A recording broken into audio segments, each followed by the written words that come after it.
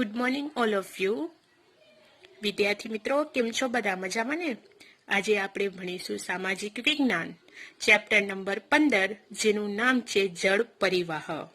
એટલે કે જળ એટલે પાણી, પરી એટલે ચારે બાજુ, એટલે કે પાણી એ ચારે બાજુ પ્રવાહ એનો ફેલાયેલો છે, એટલે પાણીનો ચારે બાજુ પ્રવાહ એટલે જળ પરિવાહ.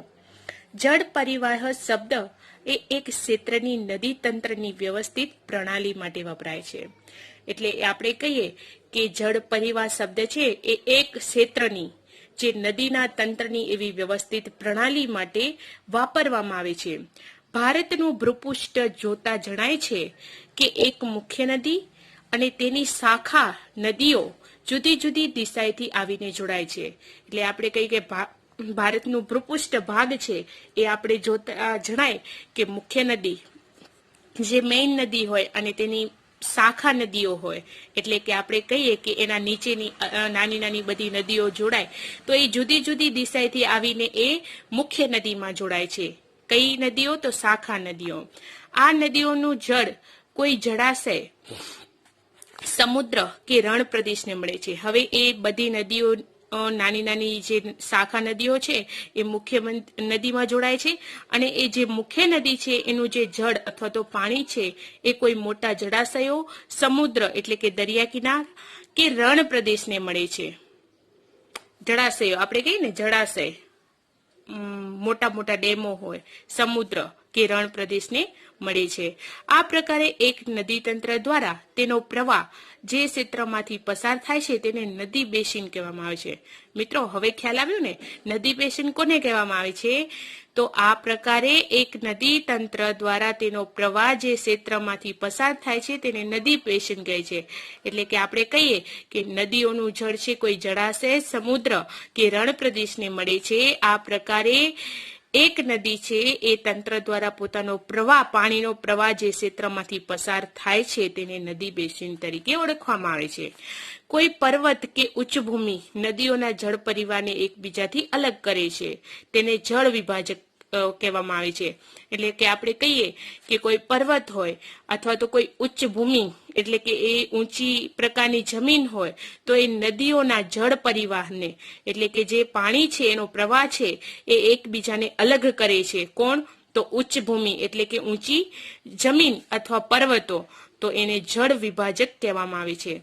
આ ચિત્ર દેખાય છે એ જળ વિભાજકનો છે.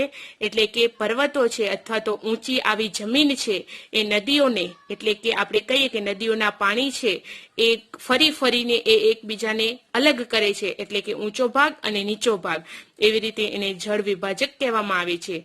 પ્રવાહ 1 અને પ્રવાહ 2 એટલે કે આ ઊંચી જમીન અથવા આપણે કહીએ કે પર્વતો ઉપર એ નદીઓ છે તો એનો જળ પરિવાહ એકબીજાથી અલગ કરે છે, એટલે કે એના બે ભાગ પડી જાય છે, પ્રવાહ 1 અને પ્રવાહ 2. એને જળ વિભાજક તરીકે ઓળખવામાં આવે છે. એટલે કે પાણીનું વિભાજન કરવામાં આવ્યું છે, આ ઊંચે અને આ નીચે. આટલું જાણવું તમને ગમશે. વિશ્વમાં સૌથી મોટો નદી બેસિન એમેઝોન નદીનો છે. કઈ નદીનો છે? આપણે કહીએ કે વિશ્વમાં સૌથી મોટો નદી બેસિન કઈ નદીનો છે? તો એમેઝોન નદીનો છે. ભારતમાં સૌથી મોટો નદી બેસિન કયો છે? ગંગા નદીનો છે. ભારતનો જળ પરિવાહ એટલે આપણે કહીએ કે જે ભારતનો પાણીનો પ્રવાહ છે એ કેવો છે? તો ભારતના જળ પરિવાહની રચના એ ભૌગોલિક રચનાના આધારે કરવામાં આવી છે. તેના આધારે ભારતની નદીઓને જે બે વિભાગમાં વહેંચવામાં આવ્યું છે. આપણે કહીએ કે ભારતનો જે જળ પરિવાહ છે એની રચના ભૌગોલિક રચનાના આધારે એટલે નકશાના આધારે કરવામાં આવી છે. તેના આધારે ભારતની નદીઓને બે વિભાગોમાં વહેંચવામાં આવી છે. પહેલું છે હિમાલયની નદીઓ અને બીજું છે દ્વિકલ્પીય એવી નદીઓ. પ્રાકૃતિક રચનાની વિશેષતાને આધારે એના કારણે ભારતની નદીઓના બે વિભાગ પાડવામાં આવ્યા છે. આપણે કહીએ કે પ્રકૃતિની એવી રચના છે એની વિશેષતાને કારણે ભારતની નદીઓને બે વિભાગોમાં વહેંચવામાં આવી છે, એના બે ભાગ પાડવામાં આવે છે. આને કારણે બંને હિમાલયની નદીઓ અને દ્વિકલ્પીય નદીઓમાં મોટો તફાવત જોવા મળે છે. એટલે આપણે કહીએ કે હિમાલયની નદી અને દ્વિકલ્પની નદી એ બે વચ્ચે એ નદી એટલે કે આપણે કહીએ કે એ નદીઓ વચ્ચે મોટો તફાવત ફરક જોવા મળે છે. હિમાલયની નદીઓમાં જળ પ્રવાહ કાયમી જોવા મળે છે. હવે આપણે કહીએ કે હિમાલયની નદીઓ છે, હિમાલયના ડુંગરમાંથી જે નદીઓ નીકળે છે એનો પાણીનો પ્રવાહ કાયમ માટે રહેલો જોવા મળે છે. હવે તેમાં 12 માસ જળ પ્રવાહ રહે છે. એટલે આપણે કહીએ કે એ નદીઓનું પ્રવાહ વહેતું જ રહે છે. કઈ નદીઓમાં? તો આપણે કહીએ કે હિમાલયની નદીઓમાં.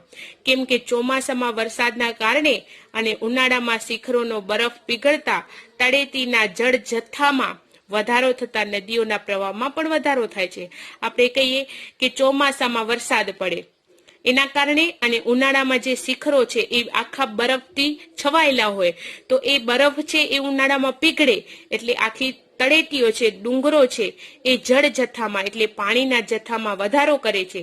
આથી નદીઓના પ્રવાહમાં પણ વધારો થાય છે. હિમાલયની મુખ્ય 2 નદીઓ, એક છે સિંધુ અને બીજી છે બ્રહ્મપુત્ર. આ પર્વતમાળાના એટલે કે આપણે કહીએ કે એ પર્વતોની હારમાળાના ઉત્તરના ભાગમાંથી નીકળે છે. હવે હિમાલયની મુખ્ય 2 નદીઓ કઈ છે? સિંધુ અને બ્રહ્મપુત્ર.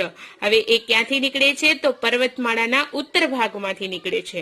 આ નદીઓ છે એ પર્વતોને કાપીને કોતરોનું નિર્માણ કરે છે. હવે એ નદીઓ છે એ પર્વતોને કાપીને એટલે આગળ વધીને આગળની નીચે જે કોતરો છે, કોતર આપણે કહીએ ને ખાડા, એનું નિર્માણ કરે છે. હવે હિમાલયની નદીઓ તેના ઉદ્ભવ સ્થાનેથી નીકળીને સમુદ્રને મળવા સુધીનો લાંબો રસ્તો પસાર કરે છે. મિત્રો આપણે જોઈએ કે હિમાલયની નદીઓ છે, હવે હિમાલયમાંથી અંદરથી નીકળતી હોય ડુંગરોમાંથી, ડુંગરોની હારમાળામાંથી, એ તેના ઉદ્ભવ સ્થાનો છે. તો એ ઉદ્ભવ સ્થાનોથી એ નીકળે છે હિમાલયમાંથી નદીઓ. હવે સમુદ્ર એટલે કે દરિયાને મળવા સુધીનો લાંબો એટલે મોટો રસ્તો પસાર કરે છે. કોણ? નદીઓ. તો આ આપણે ચિત્ર જોઈ શકીએ છીએ એ છે નદીની વિભિન્ન અવસ્થાઓ. આપણે કહીએ કે આ હિમાલયના પર્વતો છે તો આ જે ધાર દેખાય છે બ્લુ કલરની એ નદીઓ છે. તો આ નદીઓનો સ્ત્રોત છે.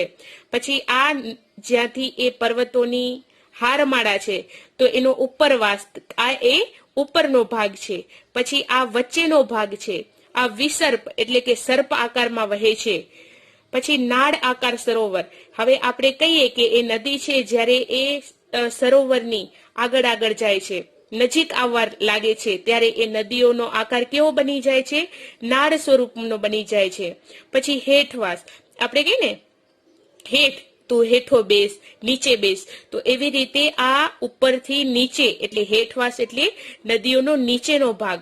અને પછી આ છેલ્લે ક્યાં મળે છે? બધી નદીઓ સરોવરમાં મળે છે. અને છેલ્લે આ છે ડેલ્ટા. હવે આપણે કહીએ કે એ સમુદ્રને મળવા સુધીનો લાંબો રસ્તો છે એ ધીરે ધીરે પસાર કરે છે અને છેવટે સમુદ્રમાં ભળી જાય છે. હવે જોઈએ આપણે નદી પ્રણાલીઓ એટલે કે નદીની પ્રણાલીઓ. હવે પેલું છે અહીંયા વૃક્ષા આકાર રૂપ રચના. હવે આ નદીઓ છે એનો મુખ્ય પ્રવાહ છે આ છે, અને સહાયક નદી એટલે કે જેનો મુખ્ય પ્રવાહ હોય અને પછી એને સહાયક નદી એટલે કે એ જોડાતી નદીઓ છે. તો એ કયા રૂપ એટલે એની રચના કેવી રીતે કરવામાં આવી છે? તો વૃક્ષાકાર એટલે કે વૃક્ષ આકારની એની રૂપ રચના કરવામાં આવી છે. પછી છે બીજું જાળી આકારની રૂપ રચના. એટલે આપણે કહીએ કે નદીઓ છે એ જાળી આકારમાં આપણને જોવા મળે છે. પછી ત્રીજું છે આયાતકાર રૂપ રચના એટલે કે એ નદીઓની રચના કેવી થયેલી છે? તો આયાતકાર રીતે એની રૂપ રચના થયેલી છે. પછી છેલ્લું છે કેન્દ્ર ત્યાગી રૂપ રચના એટલે કે આપણે કહીએ કે કેન્દ્ર ત્યાગી રૂપ રચના એટલે તમે સૌ જાણો છો કે પર્વત આકારની રૂપ રચના એટલે કે પર્વતો ઉપરથી અલગ અલગ જગ્યાએથી એ પસાર થાય છે એટલે કેન્દ્ર ત્યાગી રૂપ રચના આપણને જોવા મળે છે. હવે આપણે જોઈશું નદીના પરી એટલે કે એ નદીના પરિવાહ એટલે ચારે બાજુની એની અવસ્થાઓ. તો નદી પરિવાહની 3 અવસ્થા છે. પેલું છે ઉપરવાસ એટલે ઉપરનો ભાગ, મધ્યસ્થ ભાગ એટલે વચ્ચેનો ભાગ અને હેઠવાસ એટલે કે નીચેનો ભાગ. તો એ નદી પરિવાહની 3 અવસ્થાઓ છે. નદી જ્યારે પર્વતીય ક્ષેત્રોમાંથી નીકળે છે ત્યારે ત્યાં તીવ્ર ઘસારણ કરે છે. આપણે કહીએ કે નદી પર્વતોના ક્ષેત્રમાંથી અલગ અલગ જગ્યાએથી નીકળે છે ત્યારે તે તીવ્ર ઘસારણ કરે છે, એટલે ઘસારો થાય છે. અહીંથી પોતાની સાથે પુષ્કળ પ્રમાણમાં રેતી, એટલે આપણે કહીએ કે પર્વતોમાંથી મોટી સંખ્યામાં એટલે મોટા પ્રમાણમાં રેતી અને કાંપ વહાવી જાય છે. કોણ? નદીઓ. આપણે કહીએ કે ડુંગરોમાંથી નદી વહે છે ત્યારે ઉપરની જે રેતી અને કાંપ જેવી જમીનનો જે ભાગ છે એ પાણીમાં લઈ જાય છે, વહાવી જાય છે. મધ્ય તથા હેઠવાસ એટલે વચ્ચેના અને નીચેના ભાગમાં નદીઓનો પ્રવાહ છે એ ધીમો પડી જાય છે. અને જ્યારે આપણે કહીએ કે ડુંગર ઉપર પડતી હોય તો તેનો પ્રવાહ છે એ વધારે હોય, એટલે કે સ્પીડમાં હોય. એટલે મધ્ય, વચ્ચેના અને નીચેના ભાગમાં નદીઓનો પ્રવાહ કેવો પડી જાય છે? ધીમો પડી જાય છે. અહીં તેઓનું અપવહન એટલે અપવહન, વિસર્પી એટલે સર્પાકાર માં જોવા મળે છે. હવે નીચે જ્યારે એનો પ્રવાહ જ્યારે ચાલ્યો જાય છે ત્યારે તેઓનું આપણે કહીએ ને સર્પ આકારમાં એ નદીઓ જોવા મળે છે, સાપના આકારમાં. નદીઓના વિસર્પને કારણે તથા પૂરના અભાવથી મેદાનોમાં ઘોડાની નાળ જેવા નાળ આકાર સરોવરો રચાય છે. એટલે આપણે કહીએ કે નદીઓ છે એનો વિસર્પણ થાય છે, એના કારણે પૂરનો પ્રભાવ હોય છે. એટલે એ મેદાનોમાં ઘોડાની નાળ જેવા નાળ આકારના સરોવરો રચાય છે. એટલે કે જે આપણે કહીએ કે મેદાનોમાં ઘોડાની નાળ હોય એવી નાળ જેવા આકારના સરોવરો ની રચના થાય છે. મુખ પ્રદેશ આગળ નદી અનેક શાખાઓમાં વિભાજિત થાય છે. આપણે કહીએ ને મુખ્ય પ્રદેશ આગળ એ નદી છે એ અનેક શાખાઓમાં એટલે કે નદીઓની શાખાઓમાં વિભાજિત થઈ જાય છે. કાળક્રમે આ વિભાજિત ભાગ ત્રિકોણ આકારના અતિશય રસાળ ફળદ્રુપ્ત ભાગમાં રૂપાંતર પામે છે, જેને ડેલ્ટા કહેવામાં આવે છે. એટલે આપણે કહીએ કે કાળક્રમે આ વિભાજિત જે નદીઓના વિભાગો પાડવામાં આવે છે, હવે એ ત્રિકોણ આકારના અતિશય એવા રસાળ એટલે આપણે કહીએ ને કે ફળદ્રુપ સ્વરૂપ એ ભાગમાં રૂપાંતર પામે છે, જેને આપણે ડેલ્ટા તરીકે ઓળખીએ છીએ.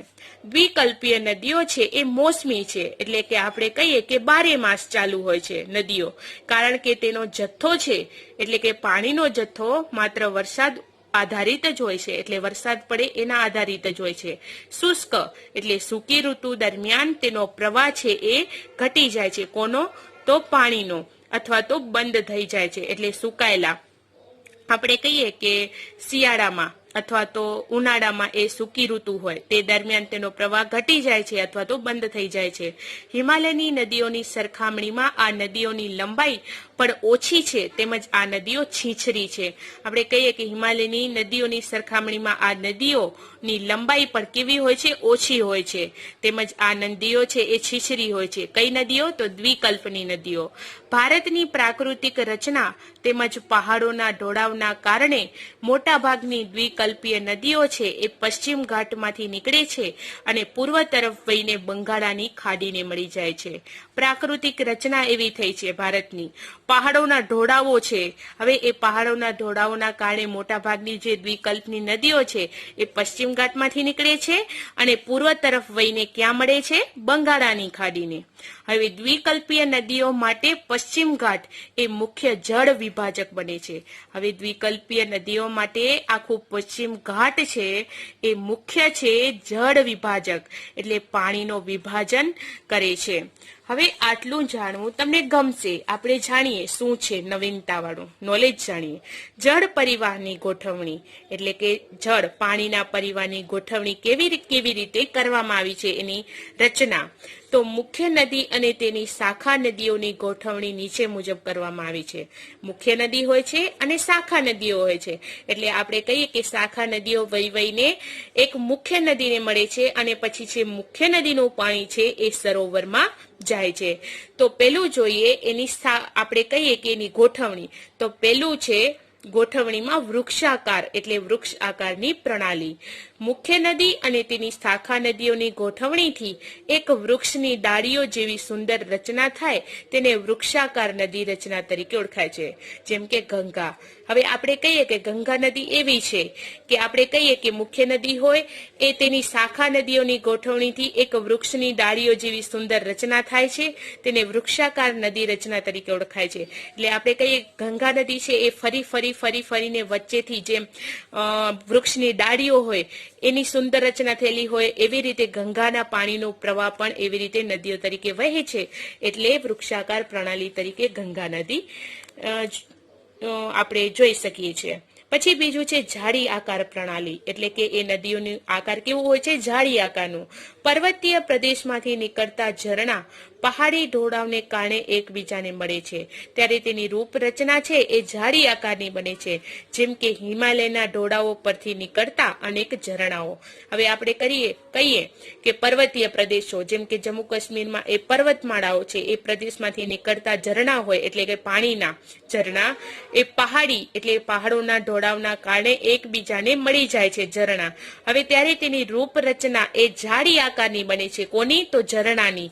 જેમ કે હિમાલયના ઢોળાવો હોય, ઢોળાવવાળા પર્વતો હોય, ઉપરથી નીકળતા જે અનેક ઝરણા હોય એ જાળી આકારે જોવા મળે છે. પછી છે આયાતાકાર પ્રણાલી. મુખ્ય નદી અને શાખા નદીઓ એકબીજાને કાટખૂણે મળતી હોય છે, તો આ નદી રૂપરચનાને આયાતકાર રચના કહેવામાં આવે છે. હવે આપણે કહીએ કે મુખ્ય નદી અને શાખા નદીઓ એકબીજાને કાટખૂણામાં મળે છે, એટલે એ નદીની રૂપરચના કેવી રીતે થાય છે? આયાકાર થાય છે. મોટા ભાગની ફાટખીણમાંથી વહેતી નદીઓ આ પ્રકારની રૂપરચના ધરાવે છે, જેમ કે નર્મદા છે એ આયાતાકાર પ્રણાલીમાં આપણે કહીએ કે નર્મદા એ આયાતાકાર પ્રણાલી તરીકે જોવા મળે છે. આયાતાકાર છે એટલે કે ફાટખીણમાંથી વહેતી નદી છે. હવે જોઈએ ચોથું કેન્દ્ર ત્યાગી, એટલે કે પર્વતાકાર પ્રણાલી, એટલે પર્વતો આકારની પ્રણાલી. પર્વતીય વિસ્તારમાંથી એક પર્વતની ચારે બાજુથી ઝરણા નીકળે, ચારે બાજુ નદી રૂપરચના બનાવતા હોય તેને પર્વતાકાર નદી રૂપરચના તરીકે ઓળખવામાં આવે છે. જેમ કે સૌરાષ્ટ્રમાં આવતી જે નદીઓ છે એ બધી કેન્દ્ર ત્યાગી એટલે કે પર્વતાકાર પ્રણાલીમાં આવે છે. હવે પર્વતોના વિસ્તારમાંથી એક પર્વતની ચારે બાજુથી ઝરણા નીકળે છે. આપણે કહીએ ને કે પર્વતોની હારમણા હોય, એક વિસ્તારમાં પર્વતો હોય, એના બાજુમાં બીજા પર્વતો હોય, એટલે ચારે બાજુ પર્વતો હોય તો એ ચારો બાજુથી ઝરણા સ્વરૂપે એ આપણે કહીએ કે નીકળે છે. એ બાજુની જે નદીની રચના રૂપરચના બનાવતા હોય તેને પર્વત આકારની નદી રૂપરચના કહેવામાં આવે છે, જેમ કે સૌરાષ્ટ્રની નદી. હવે આપણે સમજ મેળવીશું નકશા વિશેની, એટલે કે ભારત, એની મુખ્ય નદીઓ અને સરોવરો. તો આ આખો નકશો છે એ નદીઓ અને સરોવરો છે, એટલે કે કયા રાજ્યમાં કઈ નદીઓ અને સરોવરો જોવા મળે છે એની છે. તો આપણે જોઈએ કે સંજ્ઞા સૂચિ, આ ટપકું છે એ ધરાવે છે સરોવર. જ્યાં જ્યાં ટપકું છે ત્યાં સરોવરો છે. એટલે આપણે કહીએ કે અહીંયા છે ટપકું, તો પુલિકટ સરોવર છે. પછી આ બીજું છે ટપકું, તો એ શું છે? તો લિંગામકી સરોવર છે. પછી આપણે કહીએ આગળ કે આ ચિલ્કા સરોવર છે, આ કોલેરુ સરોવર છે, આ સાંભર સરોવર છે. પછી આપણે જોઈએ નદીઓની વાત, તો આપણે કહીએ કે આ શું છે? તો બ્રહ્મપુત્ર નદી, બરાબર, બ્રહ્મપુત્ર નદી. પછી અહીં આ ગુજરાતનો વિસ્તાર છે તો એમાં શું છે? કઈ નદી છે? તો નર્મદા નદી છે. પછી ઉપર જતા આ જમ્મુ કાશ્મીર છે તો અહીંયા સિંધુ નદી છે, અને એ ભાગમાં વુલર સરોવર પણ આવેલો છે. હવે આપણે નીચે જોઈએ તમિલનાડુ બાજુ, તો વેમ્બનાર સરોવર છે, અને ઉપરના ભાગમાં કાવેરી નદી પણ છે. તો અલગ અલગ અહીંયા ગોદાવરી નદી, એવી રીતે નદીઓ અને સરોવરો પણ અહીંયા આપણા ભારતમાં આવેલા છે. હવે આપણે સમજ મેળવીશું હિમાલયની નદીઓ વિશે. સિંધુ, ગંગા તથા બ્રહ્મપુત્ર એ ત્રણેય હિમાલયમાંથી નીકળતી મુખ્ય નદીઓ છે. કઈ નદીઓ? તો સિંધુ, ગંગા અને બ્રહ્મપુત્ર એ હિમાલયમાંથી નીકળે છે. હવે એ હિમાલયમાંથી નીકળતી નદીઓ તે મુખ્ય માનવામાં આવે છે. આ નદીઓ છે એ લાંબી છે. કેવી છે? લાંબી છે. તેમજ અનેક શાખા નદીઓ તેમને મળે છે. એટલે આપણે કહીએ કે એના સિવાયની શાખા નદીઓ છે, બીજી નાની નાની નદીઓ છે, એ પણ આ ત્રણેયને મળે છે. કોઈ એક મોટી નદી તથા તેની શાખા નદીઓ એકબીજાને મળે ત્યારે જ આપણે કહીએ કે જે સ્વરૂપ રચાય છે તેને જળ પરિવાહ પ્રણાલી કહેવામાં આવે છે. આગળ આપણે જોયું, આપણે કહીએ કે કોઈ એક મોટી નદી હોય તથા તેની શાખા નદીઓ એકબીજાને મળે છે ત્યારે જે સ્વરૂપ રચાય છે અથવા તો તેની રચના કરવામાં આવે છે તેને જળ પરિવાહ પ્રણાલી તરીકે ઓળખવામાં આવે છે. હવે કોઈ એક મોટી નદી તરીકે આપણે સિંધુ અથવા ગંગા અથવા બ્રહ્મપુત્ર પણ લઈ શકીએ છીએ. હવે તેની નાની આપણી શાખા નદીઓ કહેવાય કે એનામાં નાની નાની નદીઓ કહેવાય, જેમ કે આપણે કહીએ કે યમુના. હવે એવી એકબીજાને મળે ત્યારે એ સ્વરૂપની રચના થાય છે, જેને જળ પરિવાહ પ્રણાલી કહેવામાં આવે છે. હવે જોઈએ સિંધુ નદી પ્રણાલી. સિંધુ નદીનું ઉદ્ગમ સ્થાન તિબ્બતમાં આવેલ માનસરોવરની નજીક છે. હવે આપણે કહીએ કે સિંધુ નદી છે એનું ઉદ્ગમ સ્થાન તિબ્બતમાં છે. હવે તિબ્બતમાં આવેલ જે માનસરોવરની નજીક છે. પ્રથમ તે પશ્ચિમમાં વહી અને ઉત્તર પશ્ચિમ તરફ ગતિ કરે છે. હવે કઈ નદી? સિંધુ નદી. પહેલા આપણે શું કહીએ કે પશ્ચિમમાં વહે છે અને પછી ઉત્તર પશ્ચિમ તરફ એ ગતિ કરે છે, એટલે કે આગળ વધે છે. આમ તે જમ્મુ કાશ્મીરના લદ્દાખ જિલ્લામાં પ્રવેશ કરે છે. હવે આપણે સમાચારમાં ને ગમે ત્યાં આપણે સાંભળતા હોઈએ આ જમ્મુ કાશ્મીરમાં લદ્દાખ આવેલું છે. હવે આમ તે જમ્મુ કાશ્મીરનો જે લદ્દાખ જિલ્લો છે એમાં પ્રવેશ કરે છે. કઈ નદી? સિંધુ નદી. અહીં તેણે દુર્ગમ કોતરોનું નિર્માણ કર્યું છે. આપણે કહીએ કે એવા દુર્ગમ કોતરો હોય, આપણે કહીએ ને કોતરો, નીચે નીચે એવા ખાડાનું નિર્માણ થયું હોય તે છે. અહીં તેને જાસ્કર, નુબ્રાસ્યોક તથા હુંજા જેવી નદીઓ મળે છે. હવે આપણે કહીએ કે એ કોતરોનું નિર્માણ કરે છે દુર્ગમ. કોણ? સિંધુ નદી. હવે ત્યાં અહીં એટલે ક્યાં? જ્યાં કોતરોનું નિર્માણ થયેલું છે ત્યાં જાસ્કર, નુબ્રાસ્યોક અને હુંજા જેવી નદીઓ મળે છે. મિત્રો આ તો અટપટા નામ છે, સાંભળ્યા છે ક્યારે? જાસ્કર, નુબ્રાસ્યોક અને હુંજા એ નદીઓના નામ છે, નદીઓ છે. સિંધુ નદી બાલ્ટિસ્તાન તથા ગીટ ક્ષેત્રમાં વહી અને અટક આગળ પર્વતીય ક્ષેત્રમાંથી બહાર આવે છે. મિત્રો સિંધુ નદી છે બાલ્ટિસ્તાન તથા ગિલગિટ ક્ષેત્રમાંથી વહીને અટક પાસે એ પાંચે નદીઓ આપણે કહીએ કે એ અટક આગળ પર્વતીય ક્ષેત્રમાંથી એટલે પર્વતોના ક્ષેત્રમાંથી બહાર આવે છે. કઈ નદી? સિંધુ. સતલુજ, બિયાસ, રાવી, ચિનાબ તથા ઝેલમ તેને મળતી શાખા નદીઓ છે. એટલે આપણે કહીએ કે એ સિંધુ નદી છે એને સતલુજ, બિયાસ, રાવી, ચિનાબ, ઝેલમ એ જે શાખા નદીઓ છે એને મળે છે. આ પાંચે નદીઓ પાકિસ્તાનના મિઠાનકોટ પાસે સિંધુ નદીને મળી જાય છે. હવે આપણે કહીએ કે આ પાંચે નદીઓ છે એ કોને મળે છે? તો છેલ્લે સિંધુ નદીને. અને ક્યાં મળે છે? તો પાકિસ્તાનના મિઠાનકોટ પાસે. આ બધી નદીઓનો સંયુક્ત એવો પ્રવાહ છે એ દક્ષિણ તરફ વહી જાય છે અને છેવટે તે પાકિસ્તાનમાં થઈને અરબ સાગરને મળી જાય છે. આ નદી મેદાની પ્રદેશમાં મંદ પ્રવાહે વહે છે. એટલે આપણે કહીએ ને કે આ નદીઓ મેદાની પ્રદેશો આવે છે ત્યારે ધીરે ધીરે પ્રવાહમાં વહે છે. આ નદી બેસિનનો ત્રીજો ભાગ ભારતના જમ્મુ કાશ્મીરના પર્વતીય ક્ષેત્રોમાં આવેલો છે. એટલે આપણે કહીએ આ સિંધુ નદીનો જે બેસિન છે એનો ત્રીજો ભાગ છે એ ભારતનું જે જમ્મુ કાશ્મીર રાજ્ય છે એના પર્વતોના ક્ષેત્રમાં આવેલો છે. એટલે કે નદીનો બેસિનનો ત્રીજો ભાગ. હવે આપણે જાણીએ, આટલું જાણવું આપણને ગમશે. જોઈએ શું છે. સિંધુ નદીની લંબાઈ કેટલી છે? તો 2900 કિમી છે, એટલે કે કિલોમીટરની છે. સિંધુ નદીના પાણીની વહેંચણી માટે 1960માં પાકિસ્તાન સાથે વહેંચણી કરાર કરવામાં આવ્યો. એટલે આપણે કહીએ કે સિંધુ નદીનું પાણી છે એની વહેંચણી કરવામાં આવી. ક્યારે? તો 1960માં. હવે એના સાથે આપણે કહીએ કે પાકિસ્તાન દેશ સાથે વહેંચણી કરાર કરવામાં આવ્યા. કોના પાણી માટે? સિંધુ નદીના પાણી માટે. તે અનુસાર તેના જળજથ્થામાંથી એટલે પાણીનો જથ્થો એકઠો થયેલો છે, ભેગો થયેલો છે પાણી, એનામાંથી ભારત માત્ર 20% જળનો જ ઉપયોગ કરી શકે. એટલે એના આધારિત એવો કરાર કરવામાં આવ્યો કે આ જે સિંધુ નદીનું પાણી છે એ જળ જથ્થો એટલે ભેગો થયેલો પાણી છે એનો ઉપયોગ એ ભારત છે એ માત્ર 20% જ કરી શકે.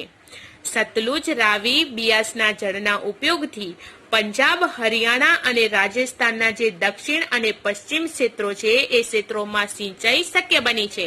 એટલે કે આ સિંધુ નદીનું પાણી છે આ ઉપયોગથી એટલે એમાં આપણે કહીએ કે સતલુજ, રાવી અને બિયાસના જળ એટલે કે એ પાણીના ઉપયોગથી પંજાબ, હરિયાણા અને રાજસ્થાનના જે દક્ષિણ અને પશ્ચિમના એવા ક્ષેત્રો છે એ સિંચાઈ દ્વારા એ પાણી છે એ મેળવી શકે છે. કોનું પાણી? સતલુજ, રાવી અને બિયાસના પાણીના ઉપયોગથી. હવે આપણે જોઈશું ગંગા નદી પ્રણાલી. હિમાલયની ગંગોત્રી હિમ નદી એટલે કે બરફની નદીમાંથી નીકળેલ ભાગીરથી અને અલકનંદા દેવપ્રયાગમાં એટલે કે ઉત્તરાખંડ પરસ્પર મળે છે. એટલે ઉત્તરાખંડમાં એ પરસ્પર મળે છે. આપણે કહીએ કે હિમાલયની જે ગંગોત્રી છે ગંગા, હવે એ હિમ નદી એટલે બરફની નદીમાંથી નીકળીને ભાગીરથી અને અલકનંદા એટલે કે આપણે કહીએ કે દેવપ્રયાગમાં એટલે ઉત્તરાખંડમાં પરસ્પર મળે છે. એટલે એ કોને મળે છે? ગંગાને. આ ભાગીરથી અને અલકનંદા પહાડી પ્રદેશોમાંથી છોડી ગંગા હરિદ્વાર આગળથી મેદાની પ્રદેશમાં પ્રવેશ કરે છે. એટલે આપણે કહીએ કે પહાડોના પ્રદેશમાંથી છોડી ને ગંગા છે એ હરિદ્વાર આગળથી એ મેદાની પ્રદેશોમાં પ્રવેશ કરે છે. હિમાલયમાંથી આવતી અનેક નદીઓ ગંગા નદીને મળે છે, જેમાંની મુખ્ય નદીઓ યમુના, ધાંગરા, ગંડક તથા કોસી છે. હવે એ આપણે કહીએ કે એ ગંગા નદીને મળે છે, હિમાલયમાંથી નીકળે છે. એ મુખ્ય નદીઓ તરીકે કહીએ તો યમુના, ગાંગરા, ગંડક અને કોસી છે. હિમાલયના યમનોત્રી એટલે કે યમનોત્રી માંથી યમુના નીકળે છે. આપણે કહીએ કે હિમાલયનો જે યમનોત્રી ભાગ છે, પ્રદેશ છે, એમાંથી યમુના નીકળે છે. આ નદી છે એ ગંગાની જમણી બાજુ વહીને અલ્હાબાદ પાસે ગંગામાં ભળી જાય છે. હવે આ નદી એટલે કઈ? યમુના. એ ગંગાની જમણી બાજુ વહી જાય છે, એ વહીને અલ્હાબાદ પાસે પાછી ગંગાને મળે છે. કઈ નદી? યમુના નદી. ગાંગરા, ગંડક તથા કોશીના મૂળ નેપાળમાં છે. એટલે આપણે કહીએ કે ગંડક અને ગાંગરા તથા કોશીના મૂળ છે એ નેપાળમાં છે. એ મૂળ નેપાળમાં છે એનું જળ પરિવાહ. તેના કારણે ઉત્તરના મેદાની પ્રદેશોમાં દર વર્ષે પૂરનો પ્રકોપ જોવા મળે છે. એટલે આપણે કહીએ કે એ બધી મૂળ તરીકે એ નદીઓ નેપાળમાં છે, એના કારણે ઉત્તરના જે મેદાની પ્રદેશો છે એમાં દર વર્ષે પૂરનો પ્રકોપ એટલે આપણે કહીએ કે એ ત્યાં નેપાળમાં પૂર આવે છે, એનો પ્રકોપ જોવા મળે છે. કેટલાક વિસ્તારોમાં ભારે જાનમાલની હાનિ પણ થાય છે. એટલે કેટલાક વિસ્તારો એવા છે નેપાળમાં એમાં જાનમાલની હાનિ થાય છે, નુકસાન થાય છે. તેમ છતાં આ નદીઓએ રચેલા ફળદ્રુપ કાંપના મેદાનોમાંથી ભારત કૃષિ ક્ષેત્રે સમૃદ્ધિ પ્રાપ્ત કરી શક્યું છે. એટલે આપણે કહીએ કે એમ છતાં પણ નદીઓ છે એ રચેલા ફળદ્રુપ એવા કાંપના મેદાનો છે, એટલે એ મેદાનોના કારણે ભારત આજે છે એ કૃષિ ક્ષેત્રે આગળ વધ્યું છે અને સમૃદ્ધિ પ્રાપ્ત કરી શક્યું છે. દ્વિકલ્પીય ઉચ્ચ પ્રદેશમાંથી નીકળતી કેટલીક નદીઓ છે એ ચંબલ અને બેતવા એ યમુનાને તથા સોણ ગંગા નદીને મળે છે. હવે આપણે કહીએ કે દ્વિકલ્પીય ઉચ્ચ પ્રદેશમાંથી નીકળે છે કેટલીક નદીઓ. હવે એ ચંબલ અને બેતવા છે એ યમુનાને તથા સોણ ગંગા નદીને મળે છે. એ કોને મળે છે? તો ગંગા નદીને મળે છે, ચંબલ અને બેતવા. આ નદીઓ અર્ધ શુષ્ક એટલે અડધી સુકાયેલી ક્ષેત્રોમાંથી નીકળે છે, તેમજ તેમની લંબાઈ પણ ઓછી છે. તેમનો જળ જથ્થો પણ મર્યાદિત છે, એટલે મર્યાદિત માત્રામાં છે, ઓછો નથી ને આપણે કહીએ કે બહુ વધારે પણ નથી એનો જળ જથ્થો. ઉત્તર તથા દક્ષિણમાંથી મળતી નદીઓનો એવો સંયુક્ત પ્રવાહ આગળ વધીને બે ભાગમાં વહેંચવામાં આવે છે. એક ફાંટો એટલે એક ભાગ બાંગ્લાદેશમાં પ્રવેશે છે. અહીં તેને પદ્મના નામે ઓળખવામાં આવે છે. હવે બાંગ્લાદેશમાં પ્રવેશે છે એક ફાંટો એટલે એને કયા નામે ઓળખવામાં આવે છે? પદ્મના નામે. હવે બીજો ફાંટો છે એ પશ્ચિમ બંગાળમાં જાય છે, પ્રવેશે છે, એટલે આપણે તેને ભગીરથી હુગલીના નામે ઓળખીએ છીએ.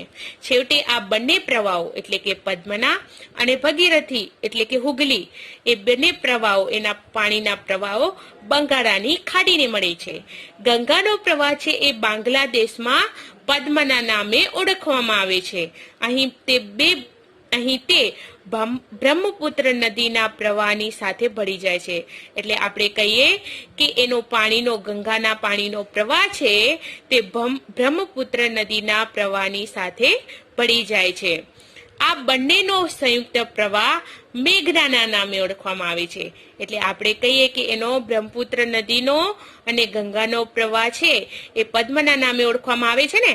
આપણે કહીએ કે ગંગાનો પ્રવાહ બાંગ્લાદેશમાં પદ્મના નામે ઓળખવામાં આવે છે. તો પદ્મના અને બ્રહ્મપુત્ર નદીનો પ્રવાહ છે એ ભળી જાય છે અને છેલ્લે એને મેઘનાના નામથી ઓળખવામાં આવે છે. ગંગા અને બ્રહ્મપુત્ર નદીનો મુખ ત્રિકોણ એટલે આગળનો ભાગ છે એ મુખ ત્રિકોણ તરીકે એ પ્રદેશ એ સૌથી વધુ રસાળ અને ફળદ્રુપ પ્રદેશ છે. એટલે ગંગા અને બ્રહ્મપુત્ર નદીનો મુખ ત્રિકોણ પ્રદેશ છે એ સૌથી રસાળ છે. એટલે કે એની જમીન રસવાળી છે અને ફળદ્રુપ પણ છે. એનો પ્રદેશ છે તેને સુંદરવનના નામે પણ ઓળખવામાં આવે છે. એટલે આપણે કહીએ કે એની જમીન છે એ રસાળ છે અને ફળદ્રુપ છે. કોની? તો ગંગા અને બ્રહ્મપુત્ર નદીઓના મુખ ત્રિકોણ પ્રદેશની. એટલે તેને સુંદરવનના નામે ઓળખવામાં આવે છે. હવે જોઈએ આટલું જાણવું ગમશે. ગંગાના મુખ ત્રિકોણ પ્રદેશને સુંદરવન એટલા માટે કહેવામાં આવે છે કે અહીં સુંદરી નામના વૃક્ષો પુષ્કળ પ્રમાણમાં થાય છે. હવે મિત્રો તમને ખબર પડી ને, સુંદરવન એ ગંગાનો જે મુખ ત્રિકોણ પ્રદેશ છે એને સુંદરવન શું કામ કહેવામાં આવે છે? કારણ કે સુંદરી નામના વૃક્ષો છે એ પુષ્કળ એટલે કે ત્યાં ઘણા પ્રમાણમાં થાય છે. એટલે ભારતના સંદર્ભે સુંદરવન મુખ પ્રદેશ અને મેંગ્રોવ જંગલો માટે અત્યંત જાણીતો છે. એટલે કે ભારત છે એ સુંદરવન મુખ પ્રદેશો અને મેંગ્રોવ જંગલો માટે અત્યંત જાણીતો છે. ગંગા નદીની કુલ લંબાઈ 2500 કિલોમીટરથી વધુ છે. અંબાલા શહેર ગંગા અને સિંધુ નદી વચ્ચે જળ વિભાજકનું કામ કરે છે. એટલે પાણીનું વિભાજન કરી નાખે છે. અંબાલાથી સુંદરવન સુધીની લંબાઈ કેટલી છે? તો 18 કિલોમીટરની છે. પરંતુ અહીંથી ધીમો ઢોળાવ છે. એટલે આપણે કહીએ કે એનો ઢોળાવ ધીમો પડી જાય છે. અંબાલા સમુદ્ર સપાટીથી 300 મીટરની ઊંચાઈએ છે. આપણે કહીએ કે અંબાલા સમુદ્ર એટલે આપણે કહીએ અંબાલા છે એ સમુદ્ર એટલે દરિયાની સપાટીથી 300 મીટર ઊંચાઈએ છે અને સુંદરવન સમુદ્ર સપાટીની નજીક છે. એટલે આપણે કહીએ કે સુંદરવન છે એ દરિયા કિનારાની સપાટીની નજીક છે. આ ગણતરીએ વિચારતા પ્રત્યેક 6 કિલોમીટર 1 મીટર ઢોળાવ ઓછો થાય. એટલે આપણે એવી ગણતરી કરીએ તો પ્રત્યેક 6 કિલોમીટરે 1 મીટર ઢોળાવ ઓછો થાય. તેથી આ નદીમાં વિસર પણ વધારે જોવા મળે છે. હવે આગળ આપણે જોઈએ બ્રહ્મપુત્ર નદી પ્રણાલી. બ્રહ્મપુત્ર નદી છે એ તિબેટમાં આવેલા માનસરોવરની પૂર્વમાંથી તથા સિંધુ અને સતલુજના મૂળની નજીકથી નીકળે છે. હવે બ્રહ્મપુત્ર નદી ક્યાંથી નીકળે છે? તો તિબેટમાં આવેલું જે માનસરોવર છે એ માનસરોવરની પૂર્વમાંથી તથા સિંધુ અને સતલુજના મૂળની એટલે કે શરૂઆતની નજીકથી નીકળે છે. તેની વધુ પ્રવાહ એટલે કે તેનો વધુ પ્રવાહ લંબાઈ ભારતની બહાર છે. હવે આપણે કહીએ કે એના પાણીના પ્રવાહની લંબાઈ એ ભારતમાં વધારે છે. આ નદી હિમાલયની શ્રેણીને સમાંતર પૂર્વમાં વહે છે. એટલે આપણે કહીએ કે એ નદી છે બ્રહ્મપુત્ર નદી એ હિમાલયની શ્રેણીને સમાંતર એટલે એ પૂર્વમાં તરફ વહે છે. આપણે કહીએ કે નામ ચાબરવા પાસેથી અંગ્રેજી યુ આકારે વળાંક લઈ ભારતના અરુણાચલ પ્રદેશમાં પ્રવેશે છે. એટલે આપણે કહીએ કે બ્રહ્મપુત્ર નદી છે એ નામ ચાબરવા પાસેથી એ એરિયાનો પ્રદેશનું નામ છે નામ ચાબરવા. એના પાસેથી અંગ્રેજીમાં આપણે યુ આકારે કહીએ ને તો એ યુ આકારે વળાંક લે છે અને પછી એ ભારતનો જે અરુણાચલ પ્રદેશ છે એમાં પ્રવેશ કરે છે. કોણ? બ્રહ્મપુત્ર નદી. અહીં તે દિહાંગના નામે ઓળખવામાં આવે છે. દિહાંગ લોહિત અને કેનુલા જેવી શાખા નદીઓ તેમને મળીને અસમમાં બ્રહ્મપુત્ર તરીકે ઓળખાય છે. હવે આપણે કહીએ દિહાંગ લોહિત અને કેનુલા જેવી શાખા નદીઓ છે એ નદીઓ મળીને બધી નદીઓ ત્રણે મળીને અસમમાં જાય છે એટલે કે ભેળી થાય છે એટલે તેને બ્રહ્મપુત્ર તરીકે ઓળખવામાં આવે છે. હવે આટલું જાણવું તમને ગમશે. બ્રહ્મપુત્ર નદી છે એ એકમાત્ર પુરુષવાચક સર્વનામ ધરાવતી નદી છે. બ્રહ્મપુત્ર આપણે કહીએ કે પુરુષવાચક સર્વનામ ધરાવે છે જેની લંબાઈ લગભગ 2900 કિલોમીટરની છે.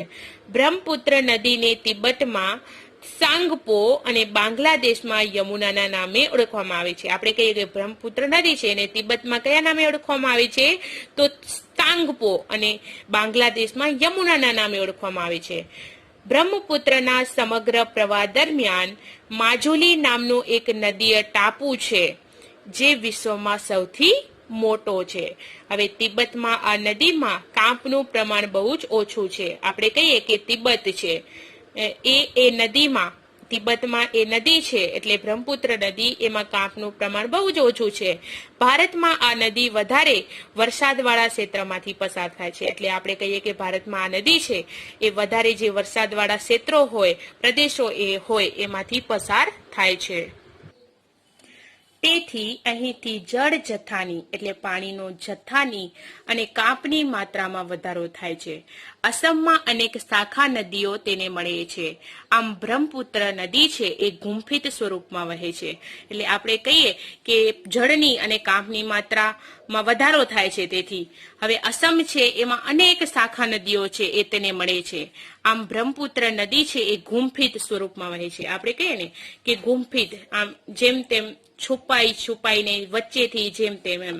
દર વર્ષે વર્ષા ઋતુમાં આ નદીના જળ જથ્થામાં મોટા પ્રમાણમાં વધારો થાય છે. એટલે આપણે કહીએ કે જ્યારે વરસાદ પડે, વર્ષા ઋતુ હોય, ત્યારે આ નદી એટલે કે બ્રહ્મપુત્ર નદીના જે જળનો જથ્થો એટલે પાણીનો જથ્થો હોય એમાં મોટા પ્રમાણમાં વધારો થાય છે. એટલે મોટી સંખ્યામાં એટલે મોટા પ્રમાણમાં એ પાણી ભરાય છે. પરિણામે અસમ અને બાંગ્લાદેશમાં વારંવાર આવતા પૂરથી ભારે વિનાશ થાય છે. એટલે કે આપણે કહીએ કે એના પરિણામે જ્યારે જળમાં મોટો પ્રમાણમાં વધારો થાય છે, હવે એનાથી અસમ અને બાંગ્લાદેશ છે એમાં વારંવાર પૂર આવે છે અને પૂરથી વિનાશ પણ થાય છે.